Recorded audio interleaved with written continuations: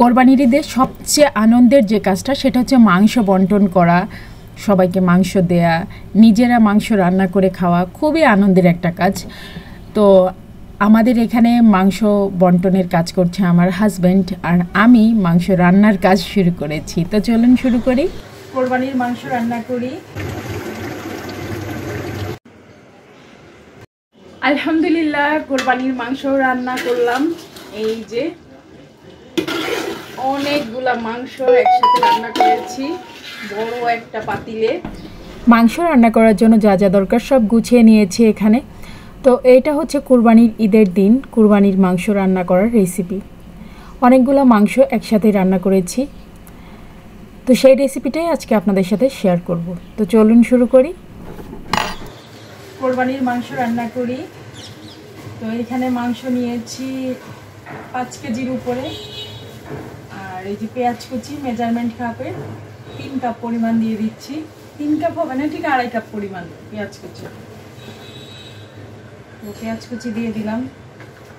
কোরবানির ঈদে মাংসটা আমি সবসময় হাতে মাখাই করি, তাই হাতে মাখাই করবো। সাথে দিয়ে দিব গোটা গরম মশলা।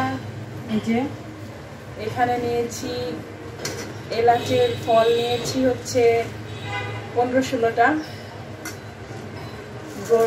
গোলমরিচ নিয়েছি 2 চা চামচ, আর এই যে দারচিনি আর তেজপাতা, সব গোটা মশলাগুলা দিয়ে দিচ্ছি।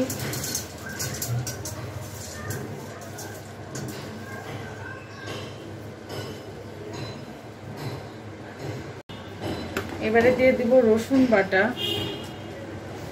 এখানে রসুন বাটা দিয়ে দিচ্ছি।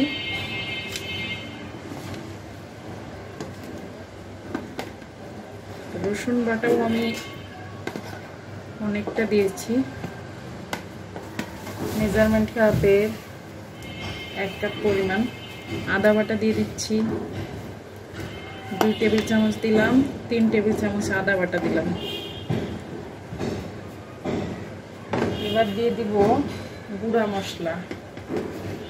এখানে ধনিয়া দিয়ে দিচ্ছি,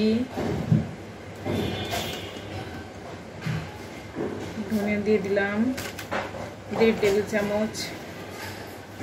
জিরা দিয়ে দিচ্ছি 1.5 টেবিল চামচ। হলুদের গুঁড়া দিচ্ছি, হলুদের গুঁড়া স্বাদ অনুসারে দিয়ে দিবেন পরিমাণ মতো। আর এখন দিব মরিচের গুঁড়া। মরিচটা যে যতটুকু খান ততটুকুই দিবেন।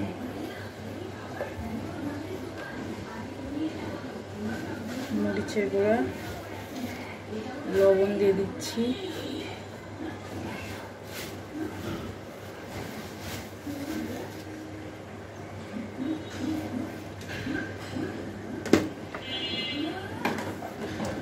ব্যাস, এবারে দিয়ে দিব সরিষার তেল।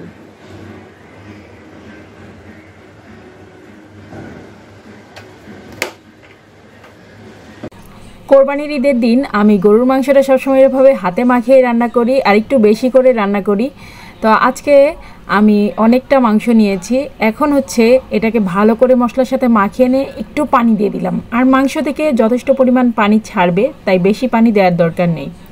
আর আমার পাতিলটা মনে হচ্ছিল যে ছোট হয়ে গিয়েছে, আমি একটা বড় সাইজের পাতিল নিয়ে নিয়েছি, আর তার মধ্যে মাংসটা রান্না করে ফেলছি। মাংসটা সুন্দর করে কষিয়ে নিয়েছি, 15-20 মিনিট লেগেছে মাংসটা কষাতে। এখন হচ্ছে আরেকটু পানি দিয়ে খুব ভালো করে এই মাংসটাকে এখন সিদ্ধ করে নিব। তো এখানে আমি মেজারমেন্ট কাপের 4 কাপ পরিমাণ পানি দিয়ে দিয়েছি। এবার আবারও ভালো করে ঢাকনা দিয়ে ঢেকে এটাকে সিদ্ধ করে নিব 10 মিনিট। 10 থেকে 15 মিনিট সিদ্ধ করে নিয়েছি। এখন কিন্তু আমার মাংস রান্নাটা হয়ে গিয়েছে। এত সুন্দর ঘ্রাণ বের হচ্ছে, কি বলবো। সারা বছর তো মাংস কতই খাই, কিন্তু কোরবানির ঈদের যে মাংসটা, এটা আসলে অন্যরকম একটা টেস্ট। এই টেস্টের সাথে আসলে সারা বছর যে মাংস খাই সেটার টেস্টের কোনো মিল নেই, কারণ এটা আসলেই অনেক বেশি টেস্ট লাগে। কারণ গরুর সব পার্টের মাংসগুলো একসাথে মিশিয়ে রান্না করা হয়, যার কারণে এত বেশি মজা হয়। কোরবানি ঈদের দিন মাংসের সাথে খাওয়ার জন্য খিচুড়ি এবং সুগন্ধি পোলাও দুটাই করা হয়েছিল। স্পেশালভাবে সুগন্ধি পোলাওটা রান্না করা হয়, আর এই রেসিপি কিন্তু আমার কুকিং চ্যানেল গৃহসুখনে দেওয়া আছে, আপনারা চাইলে দেখে নিতে পারবেন। মাংসটা রান্না করা হয়ে গিয়েছে, এখন উপর দিয়ে কিছুটা বেরেস্তা ছড়িয়ে দিব।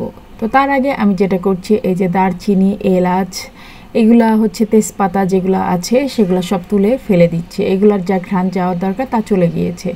এখন কিছুটা বেরেস্তা দিয়ে দিলাম, আর বেরেস্তাটা দেওয়ার পরে এটাকে কিছুক্ষণ ঢাকনা দিয়ে ঢেকে রাখলে ভালো। তবে আমি ওদিন ঝটপট পরিবেশন করেছি, কারণ কোরবানির ঈদে প্রচুর কাজের চাপ থাকে, সবাই অনেক বেশি ক্লান্ত হয়ে যায়, আর দুপুরের খাবারটা যদি তাড়াতাড়ি না দিই তাহলে কেমন হয় বলেন তো। তাই আজকে আর এই মাংসটাকে বেরেস্তা দিয়ে ঢাকনা দিয়ে ঢেকে রাখার সময় নেই, এখনই এটাকে পরিবেশন করব।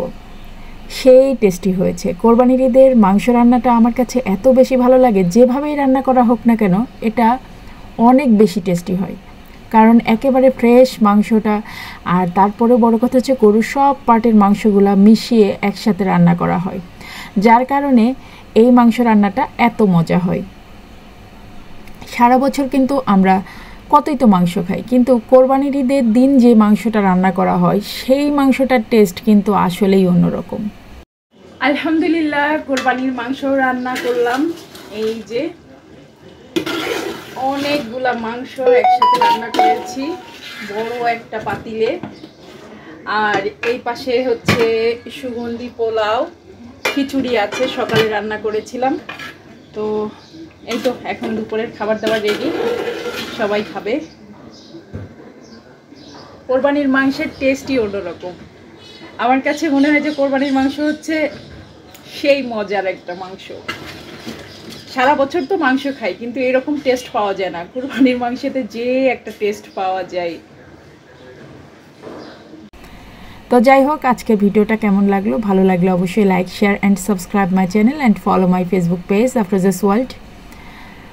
তো এই তো আমরা খাবার নিয়ে বসে গিয়েছি সবাই মিলে। এখানে অনেক রকম খাবার আছে, পোলাও, খিচুড়ি, আলু ভর্তা, বাদাম ভর্তা, শুটকি মাছের ভুনা, গরুর মাংস, আলহামদুলিল্লাহ।